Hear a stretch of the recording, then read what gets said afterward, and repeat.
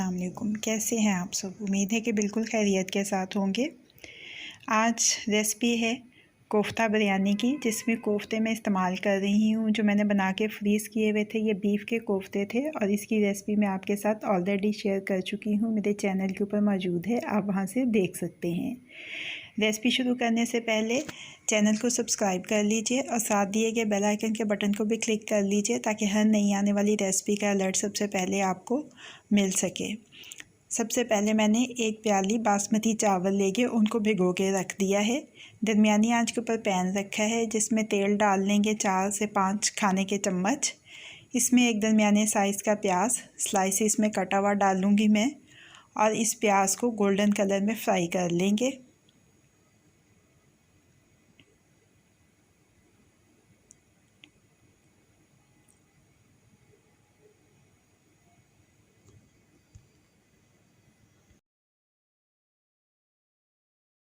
प्याज golden fry हो जाए तो इसमें 2 दरमियाने साइज़ के टमाटर, ये भी स्लाइसिस में या क्यूब्स की शक्ल में कटे हुए डाल देंगे। कटिंग बोर्ड से एक सब्ज़ मिर्च भी इसमें आ गई है गलती से, तो अब मैं इसको निकाल नहीं रही हूँ, इसको बीच में ही रहने दूँगी।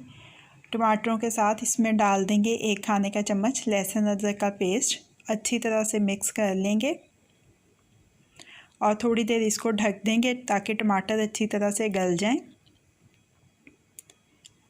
चम्मच की मदद से टमाटरों को हल्का सा मैश कर लेंगे ताकि ग्रेवी अच्छी सी तैयार हो सके। अब इसमें 1 चिकन स्टॉक का क्यूब डाल रही हूँ मैं, इससे इसका जायका और भी बढ़ जाएगा।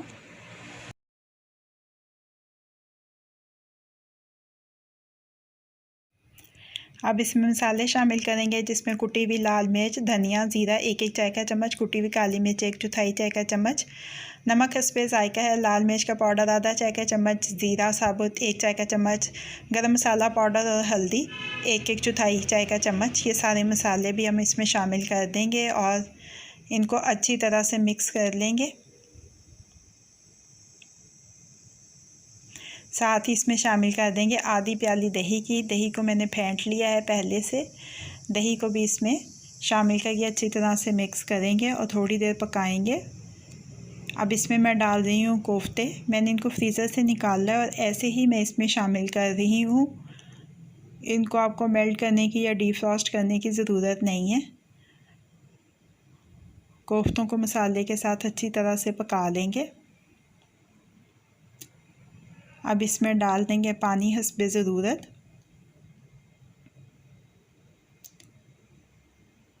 और इसको ढक के इतनी देर तक पकाएंगे कि पानी खुश्क हो के मसाला बन जाए, तेल अलग से नज़र आने लग जाए। ये देखें मसाला अच्छा सा तैयार हो चुका है बिरयानी के लिए। अब कोफ्तों को एक दफ़ा इसमें से निकाल लेंगे मसाले में से।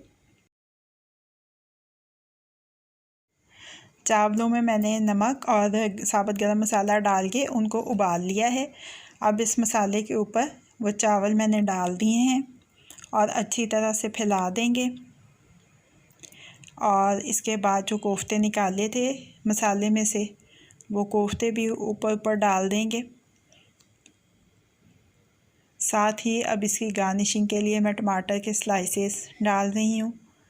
इसके साथ मैं मिर्चों के स्लाइसेस वो डाल रही हूँ। साथ ही मैं इसमें डाल दूँगी नींबू के स्लाइसेस, थोड़ा सा ज़र्दा रंग और अब इसको ढक के 15 से 20 मिनट का दम देंगे। दम आ चुका है, हमारी कोफ्ता बिरयानी तैयार हो गई है। कैसी लगी आपको आज की रेसिपी? फ़ीडबैक ज़रूर दीजिएगा। अगर आपको मेरी रेसिपी पसंद आई है तो इसको लाइक और शेयर भी कीजिएगा। मज़ीद झटपट बन जाने वाली मज़ेदार रेसिपीज़ जानने के लिए मेरे चैनल को देखते रहिए। अल्लाह पाक आपके दिलों को, घरों को और दस्तरखानों को हमेशा आबाद रखें। फ़ी अमान अल्लाह।